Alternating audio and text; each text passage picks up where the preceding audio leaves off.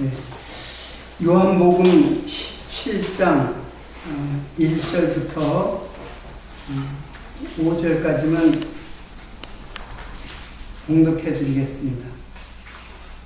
예수께서 이 말씀을 하시고 눈을 들어 하늘을 우러러 가라사대 아버지여 때가 이르렀사오니 아들을 영화롭게 하사 아들로 아버지를 영화롭게 하게 하옵소서.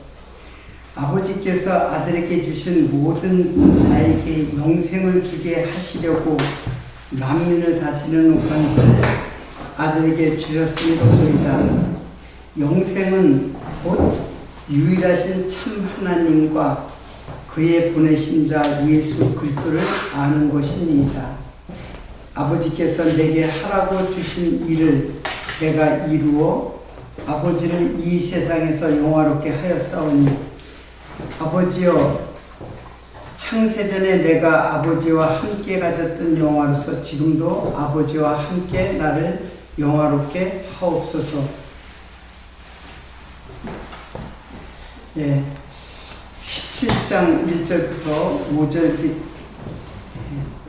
그 17장은 그 예수님의 그 기도하는 모습이 17장 전체 속에 기록되어 있는데요. 지난주까지 그 14장으로부터 시작돼서 14장, 15, 16장까지가 예수님의 긴 그 강화의 말씀이라고 하죠. 예수님께서 그 짤막하게는 이제 뭐 비유를 말씀하기도 하고 또 이제 짤막하게 그 제자들과 대화를 하면서 진리를 가르쳐 주시기도 했지만은 길게 설교를 한 것, 설교라고 하면은 길게 설교한 것은 2번이에요. 두 번인데 그 중에 하나가 이것이고 또 하나는 어디 있는 걸까요? 복음서 전체 속에서 길게 설교한 내용이 있죠. 어디에 있는 걸까요? 그렇죠. 산상수훈 마태복음에 기록되어 있죠. 그러니까는 예수님의 그 긴 그 강론, 강화의 말씀이 마태복음에도 있고, 마태복음에 이제 마태복음 5장, 6장, 7장 이제 있고, 그리고 오늘 요한복음 14장, 15장, 16장 이게 이제 예수님의 그 비교적이 아니라 이거는 아주 예수님이 어떤 목적을 가지고 이제 설교를 하신 내용이죠. 여러분 복음서를 잘 보면 알다시피 마태복음은 이제 그 예수님의 그 공생의 초기에 있었던 말씀이고, 그리고 요한복음 오늘 말씀은 예수님이 이제 죽기 이 말씀을 하고 이제 요한복음에서는 이제 체포돼 가지고 이제 신문을 받고 이제 십자가에 달리시는 그런 수순이죠. 그럼 이게 초창기고 요거는 마지막 부분이라고 볼 수 있죠. 그래서 여기 그 강화는 뚜렷하게 어떠한 목적을 가지고 예수님께서는 강론을 했어요. 그래서 그 마태복음의 주제는 무엇이냐면은 이게 일반적으로 산상수훈이라 그러죠. 굉장히 복음서 전체 중에서 산상수훈은 많이 이제 사람들이 많이 인지를 하는데, 오늘 본문 말씀은 예수님의 긴 강화이고 굉장히 중요한 말씀인데도 불구하고 이 말씀에 대해서는 그렇게 깊이 있게 인식하지 못하는 게 사실이죠. 자, 그러면 도대체 마태복음과 요한복음을 나타낸 이 긴 강화의 주제는 무엇일까요? 마태복음의 주제는 우리 제목을 그냥 산상수훈이라는데 산상수훈이라는 것은 제목이 될 수가 없죠. 그 내용의 제목이 무엇인가 하는 거예요. 여러분 뭐라고 생각하세요? 이거는 율법의 율법. 율법을 주제로 한 그 강화의 말씀이다. 이렇게 알면 돼요. 자, 그리고 요한복음은 제가 이제 했으니까 여러분 이제 생각나겠죠. 이거는 무엇을 주제로 한 강화의 말씀일까요? 그것은 예수님. 예? 예수. 예수. 무조건 예수님 하면 뭐 다 거의 다 맞죠.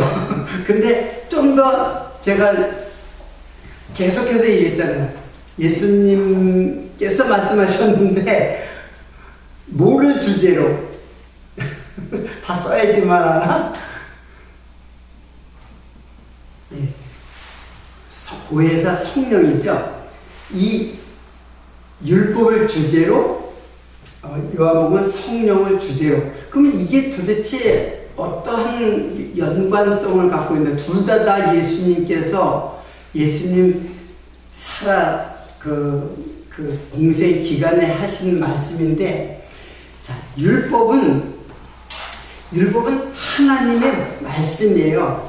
하나님의 말씀이 뭐냐? 구체적으로 하나님의 말씀이 뭐냐? 이렇게 하면은 성경이다 이렇게 얘기하기보다는 일단은 구약의 하나님의 말씀 전체고 더 자세하게는 모세 오경이 하나님의 말씀이에요.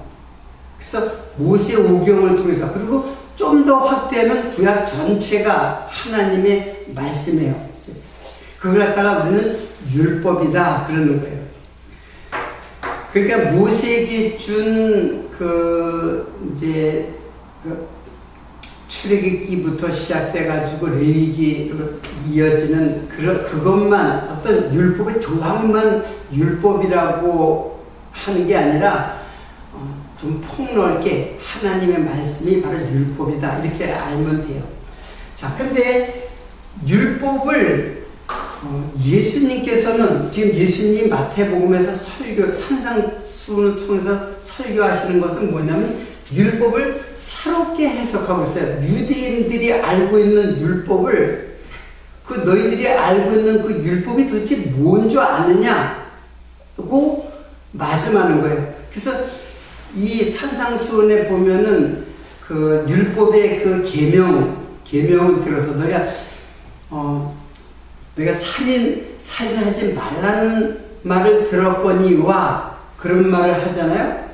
살인하지 말라는 말을 들었다. 이거는 바로 율법이에요. 율법에 살인하지 말라라고 얘기했는데 난 너에게 이르노니 하면서 예수님이 율법에 대해서 다 새롭게 이해를 시키는 말씀을 해요. 난 너에게 이르노니 누구든지 형제를 미워하는 자마다 살인한 자다 그렇게 하는 거예요. 너희들이 간음하지 말라는 말을 들었거니와 이게 바로 율법이에요. 근데 난 너에게 이르노니 여인을 보고 음욕을 품는 자마다 간음하였느니라. 이렇게 율법을 해석을 해줘요. 그러니까 율법을 너희가 그렇게 들었지만은 하면서 예수님께서는 새롭게 그 말을 해석을 해줘요. 그래서 이걸 갖다 우리는 율법을 어떻게 해요? 재해석하시는 예수님이 이제 드러나 있죠. 자, 그러면 율법을 어떻게 재해석을 해요? 율법이 도대체 어떻게 해석해야지만 된다는 얘기예요. 간단하게 얘기하면 율법은 바로 누구다? 예수 그리스도다라는 거예요. 율법은 예수를 이해하도록 예수로 다시 해석하고 예수로 인도하는 말씀이다라는 것을 예수님이 직접 자기 자신이 계시하시는 말씀이에요. 그러니까는 이거는 율법의 하나님의 말씀이잖아요. 율법을 예수로 재해석한다는 것은 예수 자신이 하나님의 말씀이다라는 것을 통해서 자기를 계시하시는 거예요. 이걸 뭐라 그러냐면 자기 계시라고 하는 거예요. 하나님의 자기 계시. 그래서 예수님은 바로 하나님의 자기 계시로서 드러난 모습이에요. 자, 또 하나 오늘 이제 여태까지 배운 것은 성령에 대해서 얘기했잖아요. 성령이 누구신가? 성령은 누구신가? 그럼 뭐 성령은 진리 가운데로 인도하시는 영이에요. 진리 가운데로 인도하시는 영, 이게 성령이에요. 그러니까 진리 가운데로 진리는 누구세요? 역시 누구예요? 예수 그리스도잖아요. 그래서 예수 그리스도에게로 인도하는 영이에요. 그러면은 여러분 이것과 이것을 비교해 보세요. 율법을 재해석을 하는 거예요. 예수님께서 재해석을 해요. 물론 예수님이 직접 이 말씀을 할 때는 깨닫지 못했는데 결국은 성령이 올 때 깨닫게 되죠. 성령이 오실 때 깨닫게 된단 말이에요. 어떻게? 진리로 깨닫게 된단 말이에요. 율법을 진리 대신 예수로 깨닫게 하시는 영이 그게 바로 성령이에요. 그래서 이제 구도를 이렇게 한번 보세요. 제가 이게 율법이 성부 하나님이잖아요. 성부 하나님, 성자 하나님, 성령 하나님. 자, 성경의 구도를 제가 이 세 구도로다가 계속해서 이야기하는 거는 이렇게 보는 것이 너무 정교하게 퍼즐이 맞춰져요. 성부 하나님의 율법이잖아요. 율법을 성부 하나님께서 말씀하셨단 말이에요. 그래서 이 성령은 진리의 영이라고도 하고 예언의 영도 돼요. 예언의 영. 그럼 예언의 영은 뭐냐? 예언은 다른 말로 하면 언약이에요. 언약. 그래서 성부 하나님의 율법은 바로 언약이에요. 누구에 대한 언약? 메시아에 대한 언약이란 말이에요. 메시아인 예수 그리스도에 대한 그 예언의 영,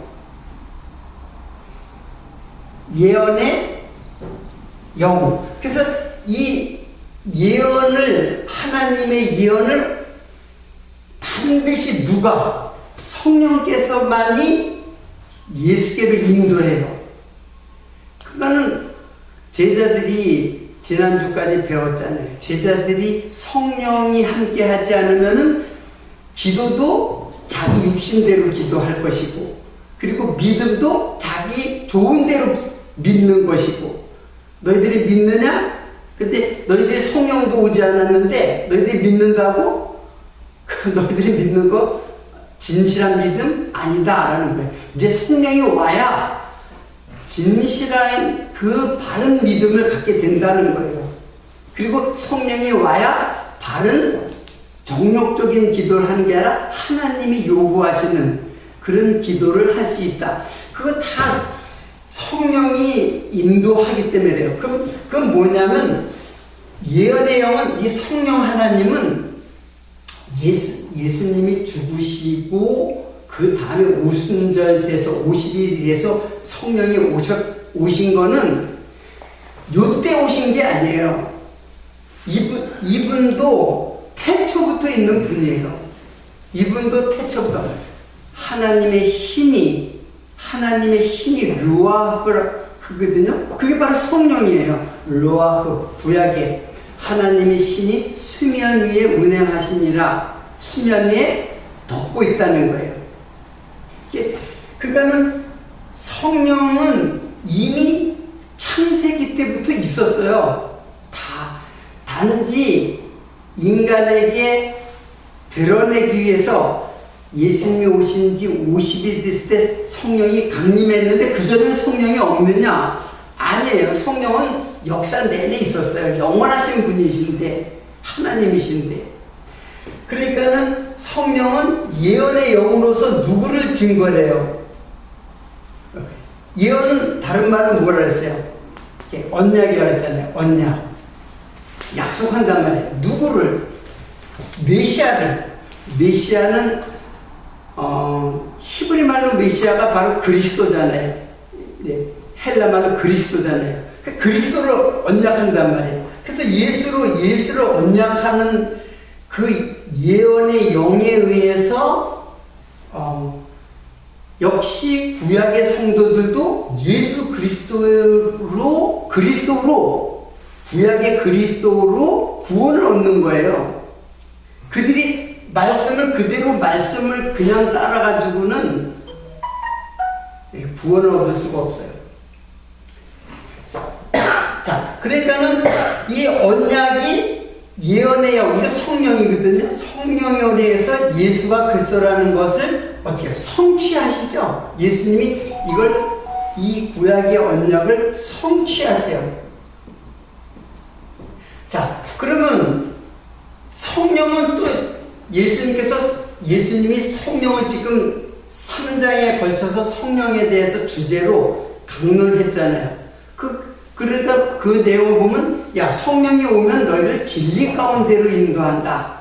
그랬어요. 진리. 그러니까 진리 가운데, 진리가 뭐예요? 진리가 철학적 진리 말하는 거 아니잖아요. 진리는 그냥 바로 예수 그리스도예요. 다른 것도 생각할 것도 없이 예수 그리스도가 진리예요. 내 생각이 옳다거나 내 생각이 정의롭다거나 그런 거 다 필요 없어요. 오직 예수가 바로 진리예요. 그래서 성령은 진리 가운데로 인도하는 영이다. 그래서 여기를 갖다가 역시 진리의 영이에요. 진리의 보혜사 성령. 그러면 진리의 보혜사 성령도 역시 누구를 증거를 할까요? 하나님의 말씀을 진리 가운데로 인도한다. 역시 예수를 또 역시 증거함으로써 그 하나님의 집을 완성시키시는 분. 그래서 성취나 완성이나 사실은 같은 거예요. 그리고 하나님은 이미 언약하실 때 성취와 완성이 이미 다 이루어진 거예요. 다 이루었다라고 할 때, 창세기도 마찬가지예요. 끝마치니라 할 때 그게 완료형으로 되어 있거든요. 완료형으로 되어 있다는 거는 완성됐다는 거잖아요. 이 세 분을 갖다가 자꾸 분리하는 것을 자꾸 제가 이 한 분이다 라고 하는 것을 지금 근거를 지금 얘기하는 거예요. 제가 무조건 한 분이다. 삼위일체가 뭔지 모르면서 무조건 삼위 하나님. 그러면서 설명을 할 때, 하나님을 설명할 때는 각기에 따로 설명을 해요. 이게 다 분열됐기 때문에요.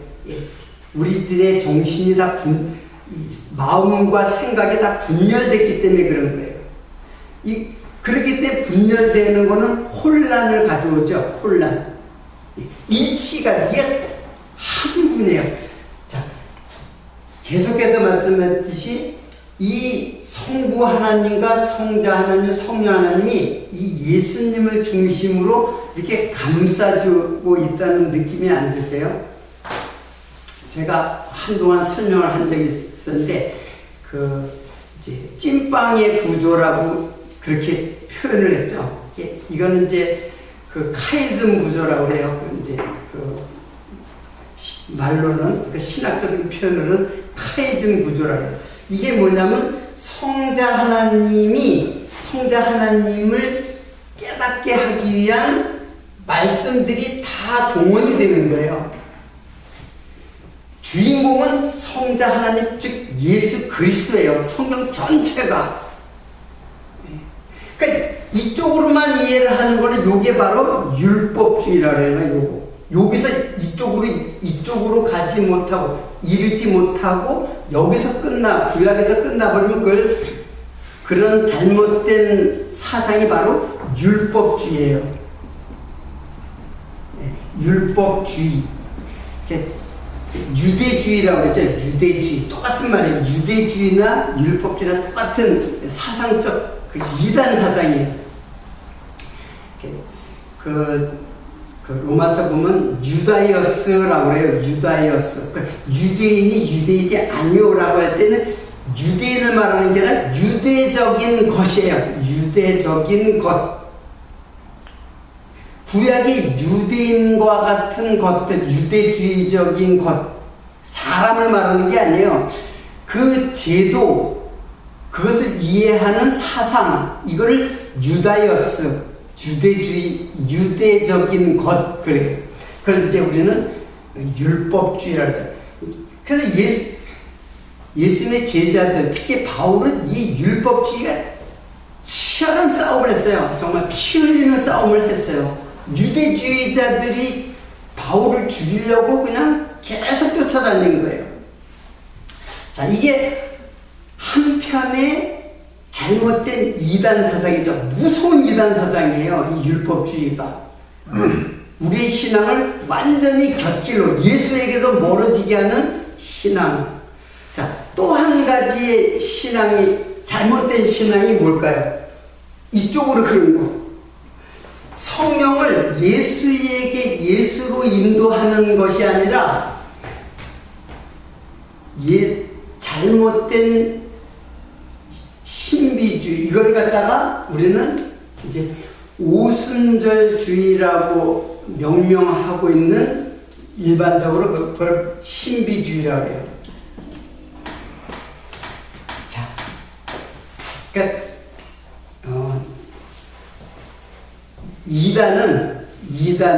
여러분 이단은 이렇게 어렵게 이해할 필요 없어요. 이단은 뭐냐면은 바로 율법주의와 신비주의, 이게 바로 대적자예요. 예수에게로 인도하지 않고 곁길로 가게 한단 말이에요. 다. 그래서 성령이 어디로 인도하냐? 진리 가운데 인도한다 그랬잖아요. 근데 말씀을 안 보고 성경을 반드시 성령은 자신이 기록한 성경이 누가 기록했냐면 성령이 기록했어요. 제자들이 기록하고 선지자들이 기록한 게 아니라 성령이 기록했어요. 그러니까 성령은 진리 가운데로 인도하는데 반드시 성경을 근거로 진리 가운데로 인도해요. 그러니까 성경을 근거로 하지 않고 자기가 지난밤에 하나님으로부터 계시를 받았다는 꿈을 꿨는데 하나님이 나타나가지고 너 이렇게 이야기를 했다는 등 이런 거, 그건 아주 초보적인 거지만 별의별 신비주의 운동이 지금 오순절주의의 그 신앙 속에서 독버섯처럼 자라고 있어요. 율법주의도 무섭지만은 이 신비주의가 지금 현대인들을 다 지금 잠식하고 있어요. 이게 바로 율법주의와 신비주의의 그 성부 하나님의 율법을 잘못 이해하는 율법주의, 그리고 신약의 성령 하나님을 잘못 이해하는 신비주의, 이게 두 개가 양대 이단 사상이에요. 즉 예수로 증거되지 않는 모든 그 말씀, 예수로 결론 내지 않고 예수를 증거하지 않는 모든 말씀, 그게 다 곁길로 가는. 근데 성령 하나님은 예수로 성취되고 성부 하나님도 예수에 대해서 예언하고 그것이 다 성취됐다는 얘기예요. 자, 그러니까는 이 율법과 성령에 대해서 예수님께서 두 번의 아주 농도 짙게 강론을 하고 있어요. 제가 이번에 요한복음 14장부터 16장까지 자세히 이제 말씀을 했는데, 시간이 나면은 요것도 한번 해야 돼요. 이게 과연 어떤 말씀인가? 마태복음 5장, 6장, 7장이 도대체 어떤 말씀인가? 이걸 이해하는 것이 매우 중요해요.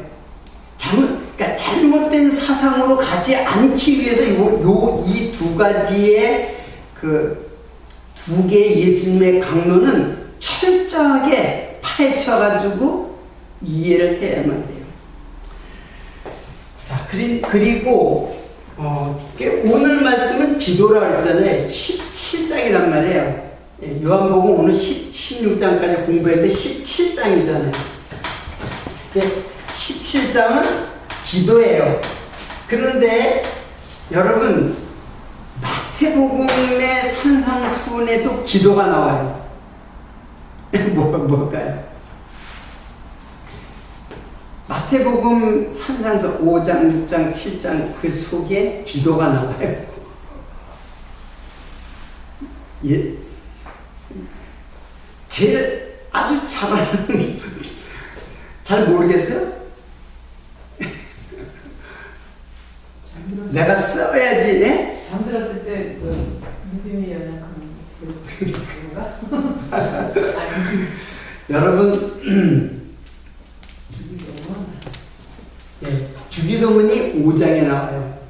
여기는 이제 17장에 나오는데, 주기도문하고 오늘 17장부터 이제 17장 마지막 절까지 오늘 10장의 내용은 좀 들어가기 힘들 것 같은데, 이게 대제사장직 기도예요.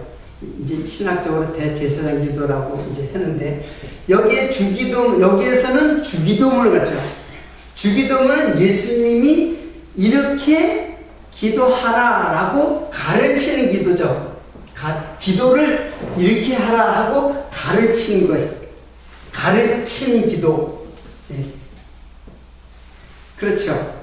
그리고 여기에 대제사장 기도, 이건 이제 제사장직 기도. 자, 요한복음에 나타난 17장에 나타난 대제사장직 기도는 예수님이 직접 기도하신 거예요. 예수님이 우리들에게 너희들 이렇게 기도하라라고 가르치는 기도가 나오고, 여기서는 예수님이 직접 자신이 17장 전체를 통해서 쭉 기도하는 내용이 나오는 게 이게 이제 17장이에요. 그래서 이 두 가지를 이제 비교를 하는 거는 매우 이제 흥미롭죠.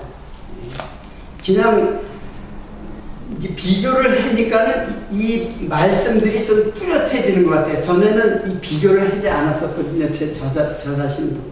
근데 이 두 개를 비교하면서 이제 말씀을 보니까는 말씀이 딱 짜임새가 딱 짜여지고, 이해를 갖다가 잘 할 수가 있어요. 결국에는, 성령, 이제 오늘 이제 배울 것이 이제 대제사장직 이제 기도인데, 예수님이 제자들에게 가르친 기도나 예수님이 직접 한 기도나 다 중요하고 다 바른 기도죠. 기도의 두 가지 모형이라고 볼 수가 있어요. 그래서 또 이제 강론을 한다면은 이 주기도문을 또 배울 필요가 있어요. 주기도문을 배울 필요가 있는데, 이제 시간이 되면 주기도문에 대해서 또 이제 여러분에게 약속을 드리고, 오늘은 예수님의 대제사장직 기도를 이제 배우게 되는 것입니다. 이렇게 이해를 하면서 17장을 이제 공부하면 되는데, 일단 대제사장직 기도라니 뭐예요? 대제사장이 뭐예요? 대제사장. 예? 대제사장은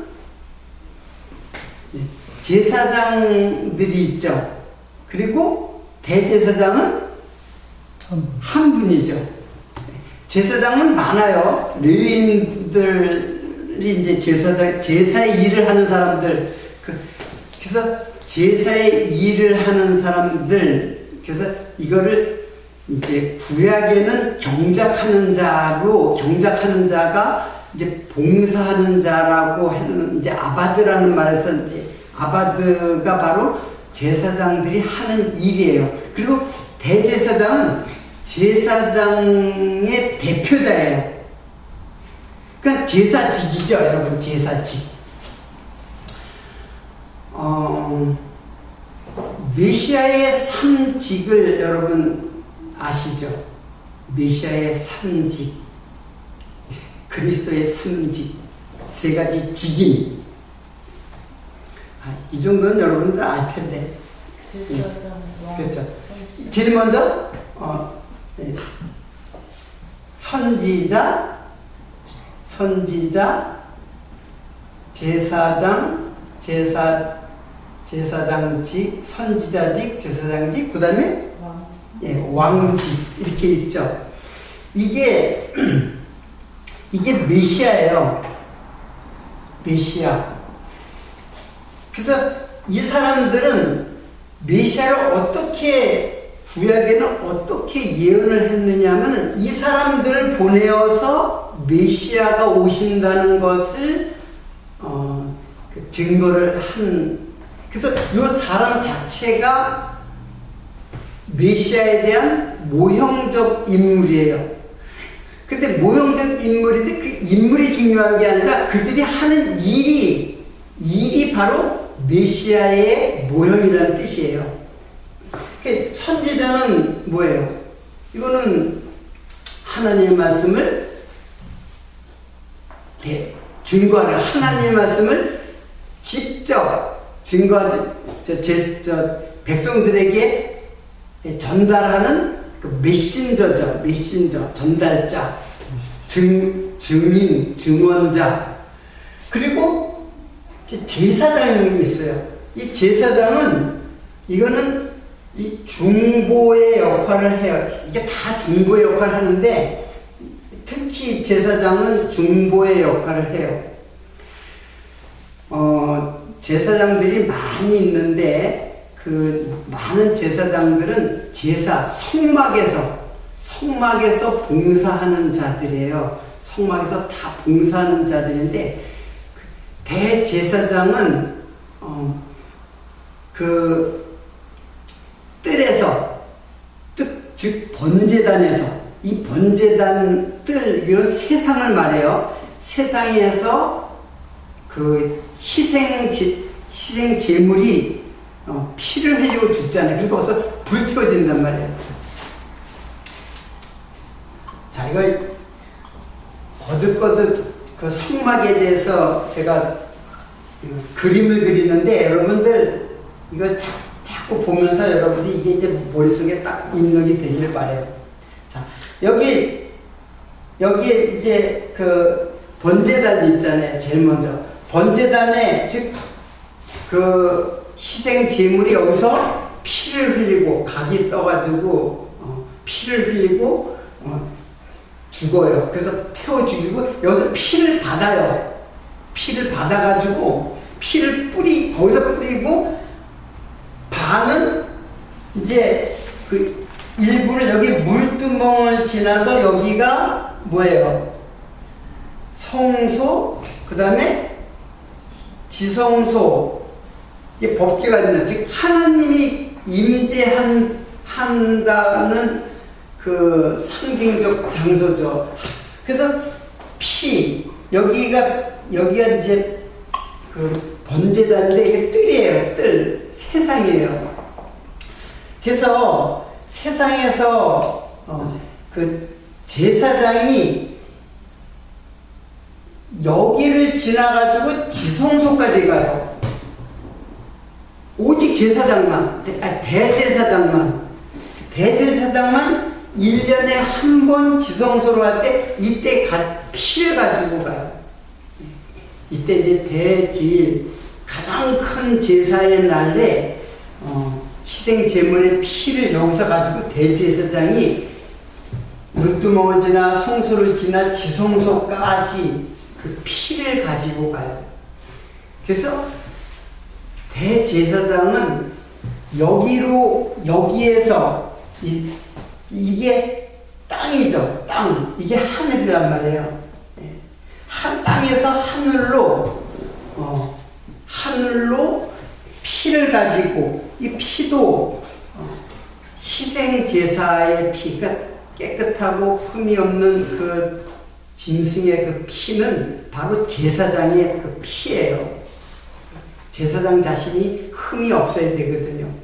물론 구약의 대제사장은 자기도 흠이 있기 때문에 자기를 위해서도 제사를 지내고 또 제사를 지내요.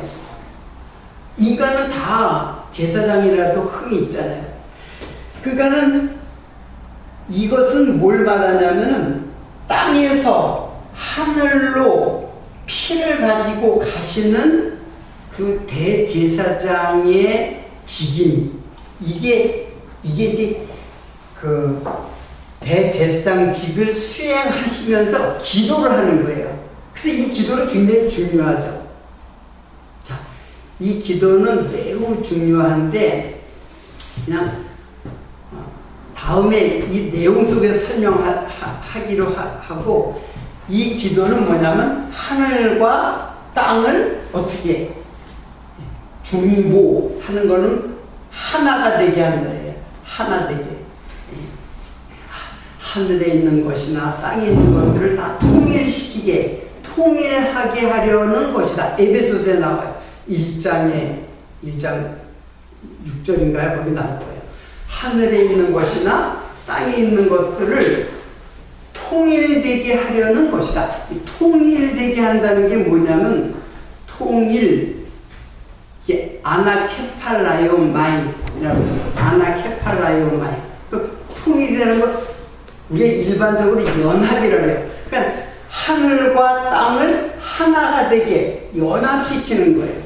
그게 중보자 대신 대제사장이 되셔가지고 기도를 하시는 모습. 이것이 바로 대제사장직이에요. 그 대제사장의 직임을 수행하면서 하는 기도니까는 이 기도는 매우 중요하죠. 어떻게 제사장직을 수행하는가에 대한 그 기도니까. 그러니까 이거는 지금 예수님께서 하시잖아요. 이 기도를. 그 대제사장은 누구라는 뜻이에요? 예수라는 뜻이죠. 히브리서를 보면은 이게 잘 나타나는데, 히브리서를 또 이게 그 히브리서를 보면은 10장부터 시작해가지고 이게 쭉 보면 이 자세히 이 내용들이 나와 있어요. 대제사장들이 이제 다 이제 그림자다, 참 형상이 아니다. 그러면서 우리의 대제사장 대신 예수, 또 그 예수를 우리는 바라보자. 믿음의 주 예수를 바라보자. 그래서 이 대제사장이 바로 예수 그리스도라는 사실을 이제 밝혀주고 있습니다.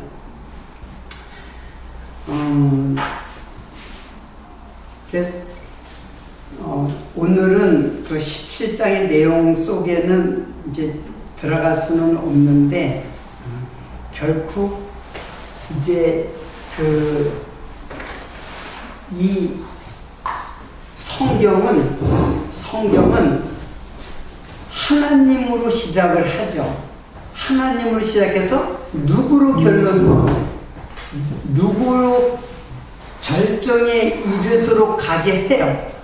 결국은 예수 그리스도에 대해서 가게 하는 말씀이에요. 이렇게 결론에 도달하게 돼요. 그래서 그 그 보증을 누가 하냐면 바로 성령이 하시는 거예요. 하나님의 말씀을 예수 그리스도에게로 인도하는 그 말씀을 성령께서 보증하시고 증거하시는 말씀이다. 이게 성경 전체의 구도이다. 성령께서 구약의 하나님, 그러니까 예수는 구약과 아주 일맥상통해요. 그리고 궁극적이고 최종적으로 완전하게 예수로 완전히 그 결론을 짓고 증거를 마치시고 완성시키는 분, 그분이 바로 성령이에요. 그 대제사장 되신 예수님이 결국 성령이 하실 일을 갖다가 기도로서 그 일을 하시는 거예요. 이렇게 구도가 되어 있어요, 성경이. 다음 시간에 그 10장의 1절부터 이제 부분 무엇이 주제로 이루어지는가를 다음 시간에 배우도록 하고 오늘 여기서 마치도록 하겠습니다. 기도하겠습니다.